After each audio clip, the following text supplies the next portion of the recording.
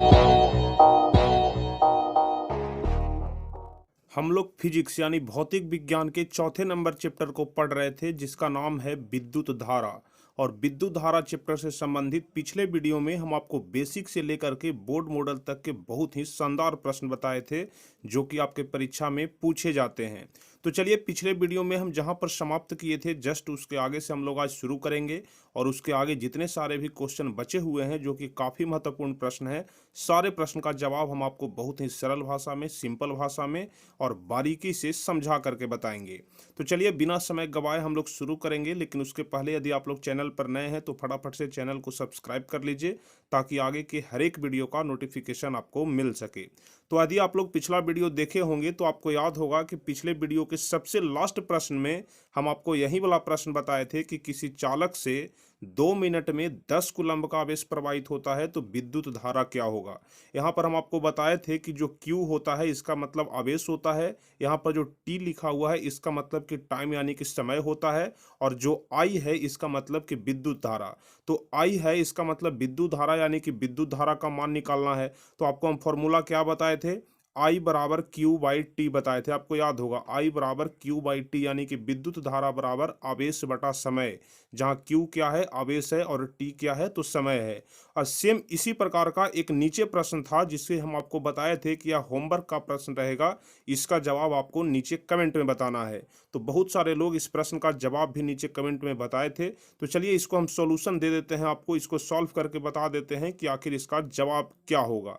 तो देखिए, क्वेश्चन कह रहा था कि यदि किसी चालक से 3 मिनट में 2 एम्पीयर की धारा प्रवाहित होती है। यहाँ पर समय कितना दिया हुआ है, तो समय हमारा 3 मिनट दिया हुआ है। और विद्युत धारा का मान कितना है, तो विद्युत धारा का मान 2 एम्पीयर दिया हुआ है। तो कह रहा है कि तो उसका आवेश क्या होगा, यानी कि जो Q का मान है वह कितना होगा, आवेश बराबर आपको निकालना है। तो आपको तो फॉर्मूला पहले से याद है कि I बराबर Q बाई टी होता है। I बराबर Q बाई टी होता है, लेकिन यहाँ पर तो हमको I नहीं निकालना है, निकालना है क्या, तो हमको Q निकालना है। तो Q बराबर क्या रहेंगे, तो क्या होगा, Q बराबर IT हो जाएगा। तो जस्ट इसी फॉर्मूला का उपयोग हम लोग इस प्रश्न में करेंगे कि Q बराबर IT। तो देख लीजिए, समय हमारा कितना दिया हुआ है, 3 मिनट दिया हुआ है। यदि 3 मिनट को हम लोग सेकंड में बदलेंगे तो 60 गुने 3 करेंगे, क्योंकि 1 मिनट में 60 सेकंड होता है। तो 60 गुने 3 करेंगे तो 180 सेकंड हो जाएगा। I बराबर हमारा कितना दिया हुआ है, 2 एम्पीयर दिया हुआ है, और Q का मान हमको निकालना है। तो Q का मान बड़े आराम से निकाल लेंगे। फॉर्मूला क्या लगा देंगे, फॉर्मूला हमारा लग जाएगा Q बराबर IT। जो फॉर्मूला यहाँ पर देख रहे हैं आप लोग, इसी फॉर्मूला का उपयोग करेंगे, Q बराबर IT। I का मान हमारा कितना है, I का मान 2 दिया हुआ है, और समय यानी कि T कितना है, तो T 180 सेकंड दिया हुआ है। तो 2 गुने 180 बराबर कितना हो जाएगा, 360 कूलम्ब हो जाएगा। तो बहुत सारे स्टूडेंट इसका सही जवाब भी बताए थे कि सर इसका जवाब 360 होगा। तो जो भी स्टूडेंट 360 इसका सही जवाब बता रहे थे, उनका बिल्कुल सही आंसर है। तो चलिए, यहाँ तक तो कंप्लीट हो गया। यह वाला प्रश्न होमवर्क में था, जिसे भी हम लोग सॉल्व कर दिए। चलिए, अब उसके आगे से हम लोग पढ़ेंगे कि उसके आगे क्या होगा। तो देख लीजिए, यहाँ पर लिखा हुआ है कि कूलम्ब किसके बराबर होता है। जो सबसे पहला प्रश्न है वह यही है कि कूलम्ब किसके बराबर होता है। तो ध्यान रखिएगा, एक कूलम्ब बराबर होता है एम्पियर गुने सेकंड। अगर कूलम्ब निकालने के लिए बोल दे तो एम्पियर गुने सेकंड करेंगे। तो अगर आपसे पूछा जाता है कि कूलम्ब किसके बराबर होता है, तो एम्पियर गुने सेकंड के बराबर होता है। अच्छा, अगर आपसे पूछ दिया जाए कि एक कूलम्ब आवेश में कितने इलेक्ट्रॉन होते हैं, एक कूलम्ब आवेश में कितने इलेक्ट्रॉन होते हैं, तो इसका सही जवाब होगा 6.25 गुने 10 के पावर 18 इलेक्ट्रॉन। आप लोग को ध्यान रखना है, कितना हो जाएगा, 6.25 गुने 10 के पावर 18 इलेक्ट्रॉन। लेकिन अगर इसको हम लोग आवेश में करेंगे तो कितना हो जाएगा, अगर थीटा बराबर 1 कूलम्ब है तो 1 कूलम्ब पर आवेश कितना हो जाएगा, 1.6 गुने 10 के पावर -19 कूलम्ब। तो यहाँ से आप लोग इसको भी ध्यान में रखिएगा। अब चलिए, उसके बाद है कि चालक पदार्थ किसे कहते हैं। काफ़ी आसान प्रश्न है, लेकिन आपके परीक्षा के दृष्टिकोण से काफ़ी ज़्यादा महत्वपूर्ण है। अधिकांश बार पूछ दिया जाता है कि चालक पदार्थ क्या होता है और कुचालक पदार्थ क्या होता है। तो सुचालक और कुचालक के बारे में तो आप लोग पहले भी पढ़े होंगे कि वैसा पदार्थ जिससे ऊष्मा और विद्युत आसानी से पार कर जाता है उसको चालक कहते हैं, और जिससे ऊष्मा और विद्युत आसानी से पार नहीं करता है उसको कुचालक कहते हैं। तो चलिए, इसी चीज़ को थोड़ा हम लोग विस्तार रूप से पढ़ लेते हैं, कुछ एग्जाम्पल भी देख लेंगे लिखेंगे ताकि आप लोग परीक्षा में आसानी से लिख सके। तो चालक और कुचालक तो बड़ा सिंपल है। चालक का परिभाषा हम लोग क्या लिखेंगे कि वैसा पदार्थ जो अपने से होकर विद्युत धारा को आसानी से प्रवाहित होने देता है, यानी कि वैसा पदार्थ जिससे होकर के उष्मा या विद्युत आसानी से आर पार कर सके, उसे हम लोग क्या बोलेंगे, तो चालक पदार्थ बोलेंगे। जैसे कुछ उदाहरण देख लेते हैं। मनुष्य या जानवर का शरीर, मनुष्य या जानवर का जो शरीर होता है वह भी एक चालक पदार्थ होता है। कैसे, आप लोग जानते होंगे कि यदि कोई एक व्यक्ति अगर करंट में सट जाता है, फिर अगर कोई दूसरा व्यक्ति आकर के उस व्यक्ति को पकड़ता है तो उसको भी करंट लग जाता है। फिर अगर कोई तीसरा व्यक्ति आकर के दूसरे व्यक्ति को पकड़ता है तो उसको भी करंट लग जाता है। यानी कि एक दूसरे का जो चैन बन जाता है। इससे यह सिद्ध होता है कि जो मनुष्य का शरीर होता है या फिर किसी जानवर का शरीर होता है वह उष्मा और विद्युत का चालक होता है। उसके बाद ग्रेफाइट, ग्रेफाइट के बारे में आप लोग जानते होंगे कि जिस पेंसिल से आप लोग लिखते हैं उसका जो नोक होता है वह ग्रेफाइट का बना होता है और वह विद्युत का चालक पदार्थ होता है। उसके बाद अशुद्ध जल, ध्यान रखिएगा, जो शुद्ध जल होता है वह विद्युत का कुचालक होता है, लेकिन जो अशुद्ध जल होता है वह विद्युत का चालक होता है। उसके बाद आर्द्र या नमी युक्त हवा, नमी युक्त हवा कहने का मतलब कि उसमें कुछ पानी का अंश है और जहां भी अगर पानी का अंश है तो उससे होकर के विद्युत तो आसानी से पार कर जाएगा। तो उम्मीद करते हैं कि चालक पदार्थ आप लोग अच्छे तरीके से समझ गए होंगे। बस आपको इतना ही लिखना है कि वैसा पदार्थ जो अपने से होकर विद्युत धारा को आसानी से प्रवाहित होने देता है, चालक पदार्थ कहते हैं। जैसे मनुष्य या जानवर का शरीर हो गया, ग्रेफाइट हो गया, अशुद्ध जल हो गया, आर्द्र नमी युक्त हवा हो गया। इसके अलावा भी आप लोग बहुत कुछ लिख सकते हैं, जैसे लोहा हो गया, चांदी हो गया, एल्युमिनियम हो गया। यह सभी क्या होते हैं, चालक पदार्थ होते हैं। अब उसके बाद आता है कुचालक पदार्थ। कुचालक पदार्थ सीधे चालक का उल्टा है, यानी कि चालक में उष्मा या विद्युत आसानी से आर पार कर जाता था, लेकिन जो कुचालक पदार्थ होता है इसमें उष्मा या विद्युत आसानी से आर पार नहीं करता है। कैसे हम लोग लिखेंगे, आप लोग देख लीजिए।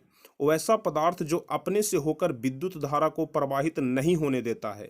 यह सभी चीज आपको पहले से मालूम होगा। आप लोग यहाँ देख रहे होंगे तो आपको लग रहा होगा कि यह सभी चीज तो हम जानते हैं, लेकिन इस चैप्टर में पढ़ना है, यह सभी बेसिक पॉइंट है तो इसको बताना ही काफी ज्यादा जरूरी है, क्योंकि अगर बेसिक नहीं समझेंगे तो फिर आपको आगे समझ में नहीं आएगा। इसलिए एक एक चीज को आप लोग ध्यान से समझिएगा। अगर कंसंट्रेट होकर के 20-25 मिनट आप लोग सीख जाते हैं तो फिर आप कभी भी नहीं भूल पाइएगा। इतना अच्छे तरीके से, इतना बारीकी से हम आपको समझाएंगे और बताएंगे। तो चलिए, कुचालक पदार्थ क्या होता है, वैसा पदार्थ जो अपने से होकर विद्युत धारा को प्रवाहित नहीं होने देता है उसे हम लोग कुचालक पदार्थ कहते हैं। जैसे एग्जाम्पल क्या हो जाएगा, तो कांच हो जाएगा, मोम हो जाएगा, लौह हो जाएगा, चमड़ा हो जाएगा, एबोनाइट हो जाएगा, रबर हो जाएगा, लकड़ी हो जाएगा, शुद्ध जल हो जाएगा, रुई हो जाएगा, प्लास्टिक हो जाएगा। यह जितने सारे भी एग्जाम्पल हम बता रहे हैं आपको, जितने सारे भी पदार्थ का नाम हम आपको बता रहे हैं, यह सारे कुचालक पदार्थ हैं, यानी कि इन सभी पदार्थ से उष्मा या विद्युत आर पार नहीं होता है। तो चलिए, उम्मीद करते हैं कि सुचालक और कुचालक आप लोग सीख गए होंगे। कभी कभी सुचालक और कुचालक में अंतर भी पूछ देता है कि सुचालक और कुचालक में 5 अंतर लिखें, तो वहां पर भी आप लोग अंतर बड़े आराम से लिख सकते हैं। तो उम्मीद करते हैं कि सुचालक और कुचालक में अब किसी प्रकार का कोई डाउट नहीं होगा। चलिए, अब उसके बाद जो अगला प्रश्न है वह यही है कि विभव क्या होता है। विभव के बारे में आप लोग जानते होंगे कि विभव क्या होता है। एक विभव होता है और दूसरा विभवांतर होता है। तो यहाँ पर हम आपको विभव के बारे में भी बताएंगे और जस्ट इसके बाद विभवांतर के भी बारे में बताएंगे। तो चलिए, पहले हम लोग विभव के बारे में जान लेते हैं। तो विभव कहता है कि इकाई धन आवेश को, जैसे आप लोग समझिएगा, इकाई धन आवेश को, जैसे मान लिया जाए कि यहाँ पर हम लोग कोई इकाई धन आवेश ले लिए, ठीक है। इकाई धन आवेश को अनंत से विद्युतीय क्षेत्र के किसी बिंदु तक लाने में, जैसे मान लिया कि यहाँ पर इकाई धन आवेश है और यहाँ पर कोई विद्युतीय क्षेत्र है, ठीक है। यह जो क्षेत्र है यह क्या है, विद्युतीय क्षेत्र है। तो कह रहा है कि इकाई धन आवेश को, जैसे जो यह वाला जो इकाई धन आवेश हो गया, इसको अनंत से विद्युतीय क्षेत्र के किसी बिंदु तक लाने में, यानी कि यहाँ से यहाँ तक लाने में जो कार्य किया गया, इसी कार्य को क्या बोलेंगे, विभव बोलते हैं। जैसे यहाँ पर आप लोग एग्जाम्पल के माध्यम से भी देख रहे हैं कि जो यहाँ पर है यह क्या है, कोई धन आवेश है, यहाँ पर है यह क्या है, कोई विद्युतीय क्षेत्र है, और यहाँ से यहाँ तक लाने में जो कार्य किया गया इसी को हम लोग विभव बोलते हैं। तो इसको किस प्रकार से लिखेंगे, तो लिखेंगे कि इकाई धन आवेश को अनंत से विद्युतीय क्षेत्र के किसी भी बिंदु तक लाने में, जैसे अगर इतना दूर विद्युतीय क्षेत्र है तो चाहे यहाँ पर ले आइए, चाहे यहाँ पर ले आइए, चाहे यहाँ पर, मतलब कि विद्युतीय क्षेत्र के किसी भी बिंदु तक लाने में जो कार्य किया जाता है उसी को हम लोग क्या बोलते हैं, तो विद्युत विभव बोलते हैं। ध्यान रखिएगा। तो अगर आपसे विद्युतीय विभव का परिभाषा पूछा जाता है तो आप लोग क्या बताइएगा, तो इकाई धन आवेश को अनंत से विद्युतीय क्षेत्र के किसी बिंदु तक लाने में किया गया कार्य क्या कहलाता है, विद्युत विभव कहलाता है। तो देख लीजिए, जो विद्युत विभव होता है वह एक अदिश राशि होता है। विद्युत विभव क्या होता है, अदिश राशि। राशि के बारे में हम आपको बता चुके हैं कि दो प्रकार के होते हैं, एक सदिश राशि होता है और दूसरा अदिश राशि होता है। तो यहाँ पर जो विद्युतीय विभव है यानी कि जो विद्युत विभव है वह अदिश राशि है और विद्युत विभव का एसआई मात्रक वोल्ट होता है। अधिकांश बार ऑब्जेक्टिव क्वेश्चन में पूछ दिया जाता है कि विद्युत विभव का एसआई मात्रक क्या होता है, तो इसका क्या जवाब होगा, वोल्ट होगा। एसआई मात्रक आप लोग जरूर ध्यान रखिएगा क्योंकि फिजिक्स में एसआई मात्रक काफी ज्यादा महत्वपूर्ण है और प्रत्येक वर्ष 1 से 2 प्रश्न पूछा जाता है जिसमें यह आपको बताना होता है कि इसका एसआई मात्रक क्या है। या तो विद्युतीय विभव का पूछ देगा, विभवांतर का पूछ देगा, इस प्रकार से बहुत सारे एसआई मात्रक होते हैं, तो आप लोग इसे जरूर याद कर लीजिएगा। तो जो विद्युत विभव होता है उसका एसआई मात्रक क्या होता है, वोल्ट होता है। और इस आवेश को लाने में किया गया कार्य, जैसे देख लीजिए, अगर विभव निकालने के लिए बोल दे तो किस फॉर्मूला का उपयोग होगा, तो जो वोल्ट होता है इसको शॉर्टकट में हम लोग क्या लिखते हैं, भी लिखते हैं। ठीक है, आप लोग ध्यान रखिएगा, वोल्ट को शॉर्टकट में क्या लिखते हैं, भी लिखते हैं।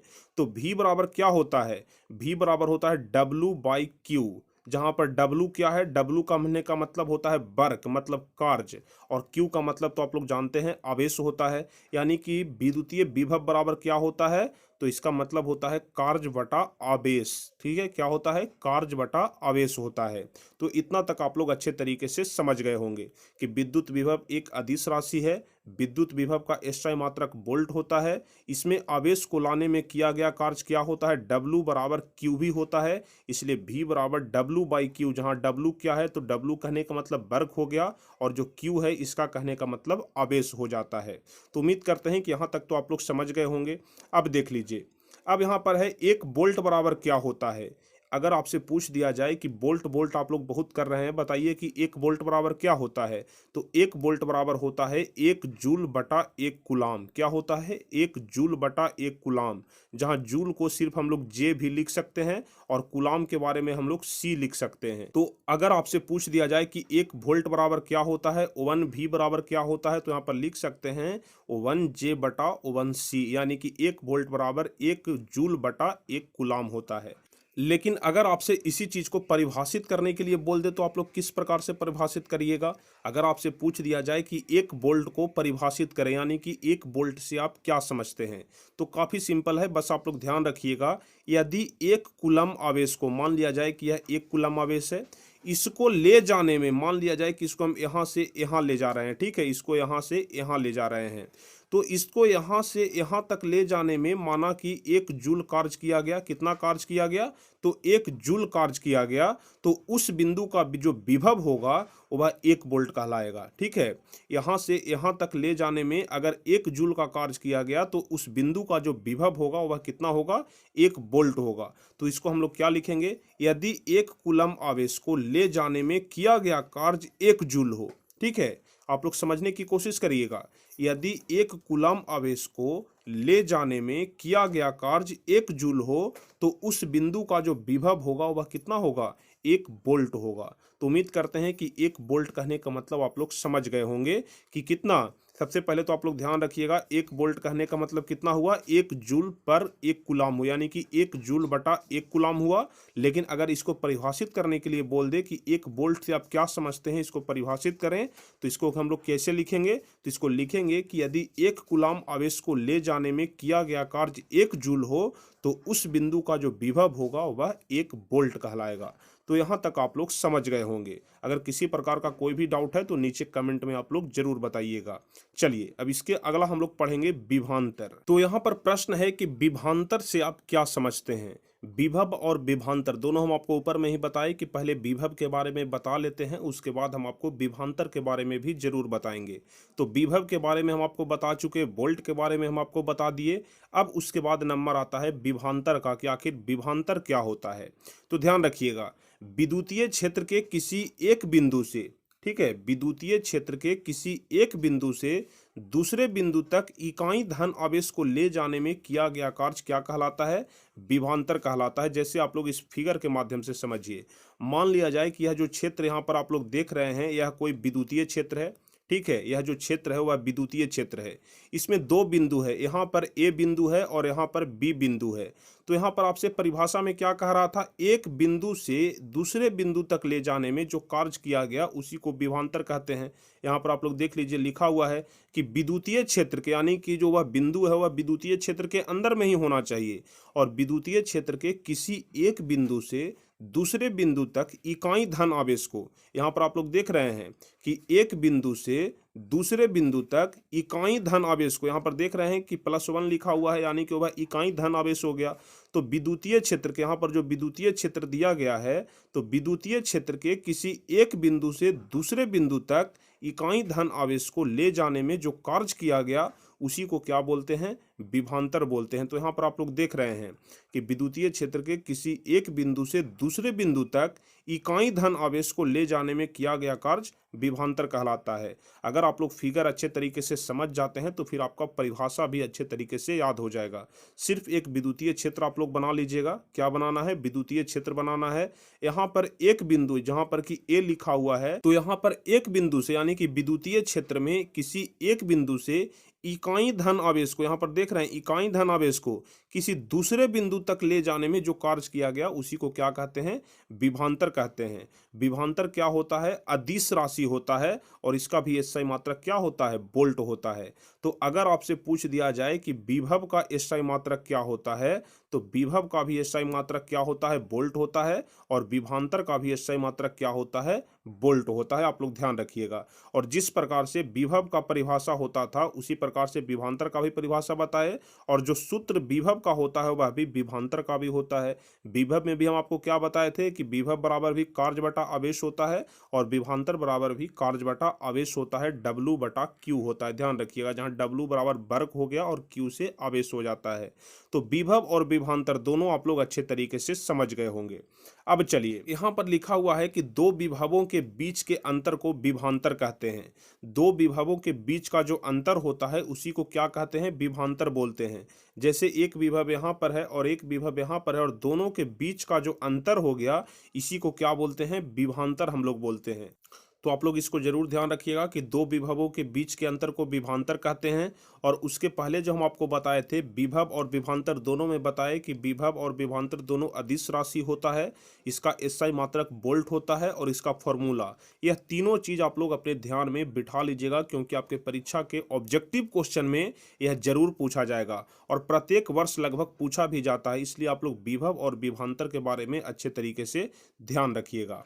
अब चलिए देखिए यहाँ पर किस प्रकार से क्वेश्चन पूछा जाता है। अगर क्वेश्चन में रहेगा कि 50 कूलम आवेश को, 50 कूलम आवेश, जैसे ही देख लीजिएगा कि आवेश है, इसका मतलब कि Q बराबर हमारा दिया हुआ है। Q बराबर कितना हो गया? 50 कूलम हमारा दिया हुआ है, क्योंकि आवेश को शॉर्टकट में हम लोग Q ही लिखते हैं। तो 50 कूलम आवेश को अनंत से विद्युतीय क्षेत्र के एक बिंदु तक लाने में किया गया कार्य 100 जूल है। W बराबर भी हमारा दिया हुआ है, कितना? 100 जूल। तो Q और W बराबर तो हमारा दिया हुआ है, तो बताएं उनके बीच का विभवांतर कितना होगा, यानी कि V बराबर हमको निकालना है। अगर आप लोग क्वेश्चन को अच्छे तरीके से पढ़ेंगे, ध्यान से पढ़ेंगे, तब आपको स्पष्ट रूप से पता चल जाएगा कि क्या दिया हुआ है और क्या पूछ रहा है। तो यहाँ पर आप लोग स्पष्ट रूप से देख रहे हैं कि आवेश बराबर हमारा दिया हुआ है 50 कूलम, यानी कि जो Q बराबर है वह 50 कूलम दिया हुआ है। उसके बाद W यानी कि जो कार्य है वह 100 जूल दिया हुआ है, तो V बराबर तो बड़े आराम से आप लोग निकाल लेंगे। आपको हम क्या फॉर्मूला बताए हैं? V बराबर W बाई Q बताए हैं, आपको याद होगा। V बराबर W बाई Q। W का मान यहाँ पर कितना दिया हुआ है? W का मान दिया हुआ है 100 जूल, यानी कि जो कार्य हुआ वह 100 जूल कार्य हुआ, और जो Q बराबर है वह कितना है? 50 दिया हुआ है। तो 100 बटा 50 को यदि हम लोग करेंगे तो कितना हो जाएगा? 2 हो जाएगा। यानी कि जो हमारा भी यानी कि जो वोल्ट निकल करके आया, विभवांतर निकल करके आया, वह कितना निकल करके आया, 2 वोल्ट निकल करके आया।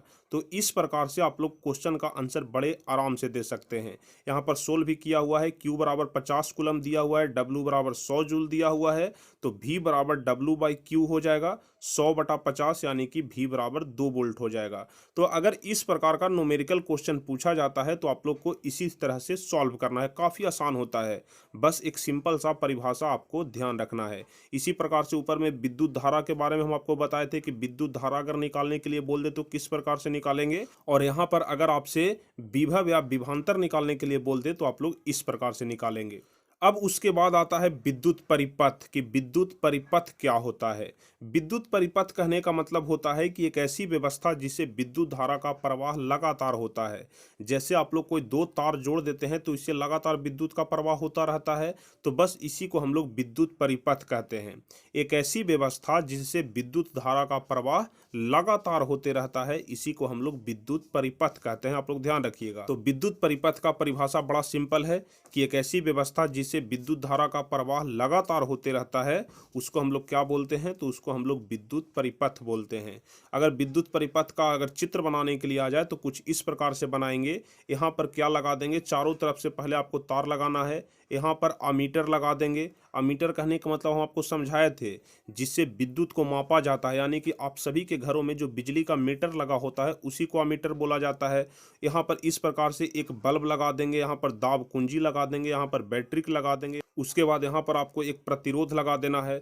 तो कुछ इसी प्रकार का व्यवस्था होता है जिसको हम लोग क्या कहते हैं, विद्युत परिपथ बोलते हैं। तो अगर विद्युत परिपथ के बारे में आपसे पूछा जाता है तो यह फिगर को आप लोग ध्यान से देख लीजिए और परिभाषा को भी ध्यान से देख लीजिए। बस आपको एक लाइन में जवाब देना है कि एक ऐसी व्यवस्था जिससे विद्युत धारा का प्रवाह लगातार होते रहता है, इसी को विद्युत परिपथ बोलते हैं। काफ़ी आसान है। चलिए अब इसके बाद कुछ ऑब्जेक्टिव क्वेश्चन है जिसे भी हम लोग देख लेते हैं।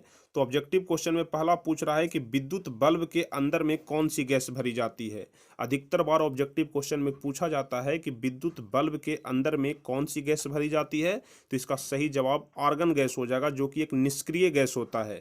ठीक है, विद्युत बल्ब के अंदर में निष्क्रिय गैस भरी जाती है, आर्गन गैस, आप लोग ध्यान रखिएगा। और विद्युत बल्ब का जो तंतु होता है, यानी कि आप लोग देखते होंगे कि विद्युत बल्ब में कुछ इस प्रकार का रहता है और यहाँ पर स्प्रिंग के जैसा लगा हुआ रहता है जो कि जलता है। तो यह जो स्प्रिंग के जैसा लगा हुआ है, यह विद्युत बल्ब का तंतु होता है। इसका गलनांक कितना होता है, कहने का मतलब कि कितना डिग्री सेल्सियस तापमान अगर इसको मिलेगा तो यह गल जाएगा, जिसको कि बोलते हैं कि बल्ब फ्यूज हो गया। आप लोग बोलते होंगे कि बहुत ज़्यादा हाई वोल्टेज आ गया जिसके कारण बल्ब फ्यूज हो गया।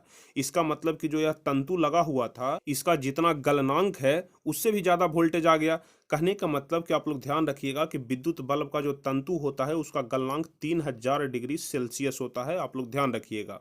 ठीक है, विद्युत बल्ब के तंतु का गलनांक कितना होता है, 3000 डिग्री सेल्सियस। और किस धातु का बना होता है, जो स्प्रिंग के जैसा अभी हम आपको बताएं कि जो विद्युत बल्ब का फिलामेंट होता है वह किस तंतु का बना होता है, किस धातु का बना होता है, तो वह टंगस्टन का होता है। आपसे ऑब्जेक्टिव क्वेश्चन में पूछा जाएगा कि विद्युत बल्ब का फिलामेंट या तंतु किस धातु का बना होता है, तो टंगस्टन का बना होता है। टंगस्टन का संकेत क्या होता है, W होता है। आप लोग ध्यान रखिएगा, टंगस्टन का संकेत W होता है। चलिए उसके बाद अगला प्रश्न है कि यदि विद्युत बल्ब के अंदर में निष्क्रिय को छोड़कर अन्य गैस को भर दिया जाए तो क्या होगा। आपके मन में सवाल जरूर आ रहा होगा कि विद्युत बल्ब के अंदर में निष्क्रिय गैस भरा जाता है, अगर गैस को हम लोग न भरें या फिर अगर निष्क्रिय गैस के जगह पर, आर्गन गैस के जगह पर अगर हम लोग कोई दूसरा गैस भर दें तो क्या होगा। तो तंतु ऑक्सीकृत होकर के टूट जाएगा। जो तंतु होता है जो स्प्रिंग के जैसा लगा होता है वह ऑक्सीकृत होकर के क्या होगा, टूट जाएगा। यानी कि जब वह ऑक्सीजन से अभिक्रिया करेगा तो आसानी से टूट जाएगा। इसलिए जब भी भराएगा तो उसमें निष्क्रिय गैस ही भरा जाता है, आर्गन गैस भरा जाता है। आप लोग ध्यान रखिएगा। चलिए उसके बाद अगला प्रश्न है कि विद्युत परिपथ में वोल्ट मीटर को किस क्रम में जोड़ा जाता है। काफी महत्वपूर्ण प्रश्न है यह। जितने सारे भी प्रश्न हम आपको बता रहे हैं काफी महत्वपूर्ण है, बार बार आपके परीक्षा में पूछा जाता है कि विद्युत परिपथ में वोल्ट मीटर को किस क्रम में जोड़ते हैं। तो ध्यान रखिएगा, वोल्ट मीटर को हमेशा समांतर क्रम में जोड़ते हैं, लेकिन अगर अमीटर पूछ दिया जाए कि अमीटर को किस क्रम में जोड़ते हैं, यानी कि जो आप सभी लोगों के घरों में जो मीटर लगा होता है उसको किस क्रम में जोड़ते हैं, तो उसको श्रेणी क्रम में जोड़ते हैं। अब समांतर क्रम और श्रेणी क्रम आप लोग जानते होंगे किस प्रकार का होता है। समांतर क्रम कहने का मतलब कि मैथ में आप लोग समांतर पढ़े होंगे कि यह रेखा दूसरे रेखा के समांतर है, यानी कि जो इस प्रकार का होता है उसको समांतर क्रम बोलते हैं। और मान लिया जाए कि जो प्रतिरोध है, जैसे एक प्रतिरोध यहाँ पर लग गया, उसके बाद एक प्रतिरोध यहाँ पर लग गया, उसके बाद एक प्रतिरोध यहाँ पर लग गया, मतलब जो लगातार लग रहा है इसको श्रेणी क्रम बोलेंगे, और जो समांतर रूप में लग रहा है इसको समांतर क्रम हम लोग बोलते हैं। तो ध्यान रखिएगा, वोल्ट मीटर को हमेशा समांतर क्रम में और जो अमीटर होता है उसको हमेशा श्रेणी क्रम में जोड़ते हैं। और ध्यान रखिएगा, विभव मापने वाले यंत्र को क्या कहते हैं, तो वोल्ट मीटर कहते हैं। विभव मापने वाले यंत्र को क्या कहते हैं, तो वोल्ट मीटर कहते हैं। तो यहाँ पर हम आपको जितना भी ऑब्जेक्टिव क्वेश्चन बताए सबको याद रखिएगा। सबसे पहला बताए कि विद्युत बल्ब के अंदर में आर्गन गैस भरा जाता है। उसके बाद बताए कि विद्युत बल्ब के तंतु का गलनांक कितना होता है, तो 3000 डिग्री सेल्सियस होता है। उसके बाद बताए कि विद्युत बल्ब का जो फिलामेंट होता है वह किस धातु का बना होता है, तो टंगस्टन का बना होता है। उसके बाद बताए कि यदि विद्युत बल्ब के अंदर में निष्क्रिय गैस को छोड़कर कोई दूसरा गैस भर दिया जाए तो क्या होगा, तो तंतु ऑक्सीकृत होकर के टूट जाएगा। उसके बाद हम आपको बताएं कि विद्युत परिपथ में वोल्ट मीटर को किस क्रम में जोड़ा जाता है, तो समांतर क्रम में जोड़ा जाता है। उसके बाद हम आपको बताएं कि विभव मापने वाले यंत्र को क्या कहते हैं, तो वोल्ट मीटर कहते हैं। उसके बाद बताएं कि अमीटर को विद्युत परिपथ में किस क्रम में जोड़ा जाता है, तो श्रेणी क्रम में जोड़ा जाता है। यह जो दो प्रश्न है इसको आप लोग जरूर ध्यान रखिएगा कि वोल्ट मीटर को समांतर क्रम और अमीटर को श्रेणी क्रम, यह दोनों प्रश्न में से कोई एक प्रश्न आपके परीक्षा में जरूर पूछा जाएगा, क्योंकि यह दोनों प्रश्न आपके परीक्षा के लिए VVI है, बोर्ड मॉडल प्रश्न है। ठीक है, तो दोनों को आप लोग जरूर ध्यान रखिएगा। चलिए, विद्युत धारा मापने वाले यंत्र को क्या कहते हैं, तो आपको हम बार बार बता चुके हैं कि विद्युत धारा मापने वाले यंत्र को अमीटर बोला जाता है। विद्युत धारा को किस इकाई में मापा जाता है, तो एम्पियर में मापा जाता है, आप लोग ध्यान रखिएगा। और विभव या विभवांतर को किस इकाई में मापा जाता है, तो वोल्ट में मापा जाता है। तो इतना तक आप लोग ध्यान रखिएगा, विद्युत धारा मापने वाले यंत्र को अमीटर, विद्युत धारा को किस इकाई में मापा जाता है, तो एम्पियर इकाई में मापा जाता है। और विभव या विभवांतर को किस इकाई में मापा जाता है, तो वोल्ट के रूप में मापा जाता है। अभी हम आपको ऊपर में बता रहे थे। तो यहाँ तक तो आपका कंप्लीट हो गया होगा। उसके बाद है कि अमीटर का प्रतिरोध कम होता है और वोल्टमीटर का प्रतिरोध ज़्यादा होता है। ऐसे ही 2 पॉइंट दिया हुआ है, आप लोग ध्यान रखिएगा कि अमीटर का जो प्रतिरोध होता है वह कम होता है और वोल्टमीटर का जो प्रतिरोध होता है वह ज़्यादा होता है। कभी कभी आपके मन में सवाल आता होगा कि जो हमारे घरों में मीटर लगा होता है वह भी तो कुछ मीटर उठाता होगा। जैसे मान लिया जाए कि एक बल्ब जल रहा है तो वह महीने का 5 यूनिट उठा रहा है। ठीक है, एक बल्ब लगा हुआ है वह महीने का 5 यूनिट बिजली का खपत कर रहा है। तो जो खुद मीटर है, जब उसमें भी लाइट लगा हुआ है, उसमें भी विद्युत का खपत है, तो वह भी कुछ मीटर उठाता होगा, उससे भी कुछ हमारा पैसा बनता होगा। तो इसका जवाब यही होगा कि जो अमीटर होता है उसका प्रतिरोध बहुत कम होता है। यानी कि वह जरूर उससे मीटर उठता है लेकिन बहुत कम मात्रा में उठता है, इतना कम कि उससे आपको कोई फर्क नहीं पड़ेगा। तो अमीटर का जो प्रतिरोध होता है वह बहुत कम होता है। लेकिन अगर वोल्टमीटर का बात कर दिया जाए तो वोल्टमीटर का प्रतिरोध अमीटर की अपेक्षा ज़्यादा होता है। तो यह दोनों पॉइंट आप लोग ध्यान रखिएगा। अब उसके बाद अगला जो आता है वह है धारा प्रवाह के आधार पर पदार्थ को कितने भागों में बांटा गया है। ठीक है, जो अभी हम आपको बता रहे थे चालक और कुचालक के सब, इस सभी चीज़ों के बारे में विस्तार रूप से पढ़ना है आगे। तो आज के लिए बस यहाँ तक ही। अगले क्लास में हम लोग यहाँ से देखेंगे कि धारा प्रवाह के आधार पर पदार्थ को कितने भागों में बांटा गया है और सभी भाग के बारे में, सभी पार्ट के बारे में अगले वीडियो में हम आपको विस्तार रूप से बताएंगे। कुल मिलाकर के 3 से 4 पार्ट में यह पूरा चैप्टर समाप्त हो जाएगा। काफ़ी महत्वपूर्ण चैप्टर है, इसलिए थोड़ा विस्तार से बताना काफ़ी ज़्यादा जरूरी है। तो उम्मीद करते हैं कि यहाँ तक आप लोग अच्छे तरीके से समझ गए होंगे, कोई भी डाउट नहीं होगा। लेकिन अगर एक भी डाउट है आपके मन में तो आप लोग नीचे कमेंट में हमसे ज़रूर पूछिए, हम उसका रिप्लाई भी ज़रूर करेंगे, ज़रूर हम आपको बताएंगे। तो उम्मीद करते हैं कि यह पूरा वीडियो आपको अच्छे तरीके से समझ में आ गया होगा। इस वीडियो में जितने सारे भी प्रश्न हम आपको बताए, चाहे वह ऑब्जेक्टिव का प्रश्न हो या फिर सब्जेक्टिव का प्रश्न हो, आप लोग अच्छे तरीके से याद कर लीजिएगा। तो चलिए, यदि आप लोग को वीडियो अच्छा लगा हो तो वीडियो को लाइक कर दीजिए, अपने दोस्तों के बीच शेयर भी कर दीजिए और जो भी स्टूडेंट चैनल पर नए हैं तो फटाफट से चैनल को सब्सक्राइब कर लीजिए और साथ में बेल आइकन दबा करके नोटिफिकेशन को ऑल पर कर लीजिए ताकि आगे के भी हर एक वीडियो का नोटिफिकेशन आपको मिल सके। तो चलिए, फिर मिलेंगे हम आपसे अगले वीडियो में और यहाँ के आगे जितने सारे भी प्रश्न बचे हुए हैं उसको बताएंगे। तो चलिए, तब तक के लिए जय हिंद, धन्यवाद।